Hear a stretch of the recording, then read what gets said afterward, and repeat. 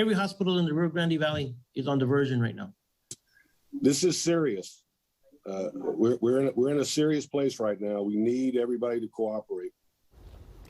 The state health department says only 27 ICU beds are available valley-wide, but some local hospitals are telling us they're at capacity tonight. Thanks for joining us at 6. I'm Dina Herrera Garza. Oscar has the night off. We're told the rising COVID hospitalizations now impacting EMS services. They're experiencing wait times they haven't seen in months. Channel 5's Monica de Anda joins us live from outside One Valley Emergency Department. Monica.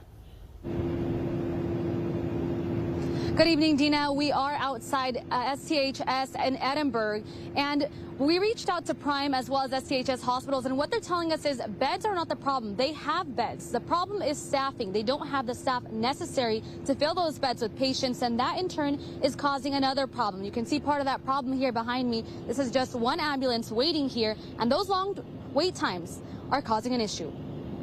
It's just a very frustrating time right now to get in and out of the hospital. So what would normally take us an hour, sometimes taking up to 13 hours to unload a patient at a hospital. EMS providers across the valley are facing an issue of their own.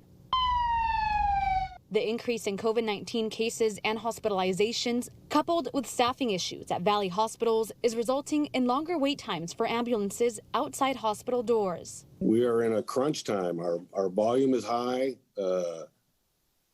We have more calls. This is video taken today outside 2 different Valley hospitals. Ambulances waiting for hours with patients on board waiting to receive medical services. This is not a Medicare problem or a Hidalgo County problem. We're seeing this across the Rio Grande Valley, across the state. Matt Gilbert, Chief Operating Officer for Medicare EMS, says last night he found out one hospital will be on diversion until August 30th. Diversion is just a courtesy that the hospital is affording us, letting us know, look, we're overcrowded, we're overloaded with patients, and it's going to take a while for you to get back to your service area. This means ambulances will keep waiting to drop off all patients, COVID or not.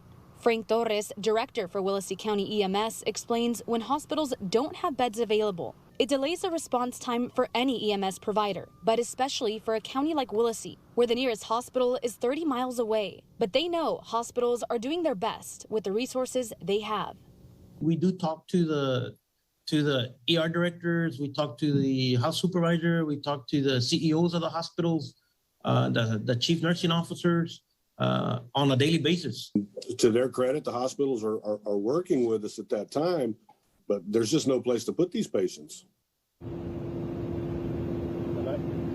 And EMS providers want to emphasize that simply having COVID is not enough of a reason to request for an ambulance to bring you here to the hospital. But if you are experiencing symptoms like confusion, shortness of breath, or difficulty breathing, anything of that nature, even chest pain, then of course that is an emergency and you should call 911 immediately. In Edinburg, Monica de Anda, Channel 5 News at 6.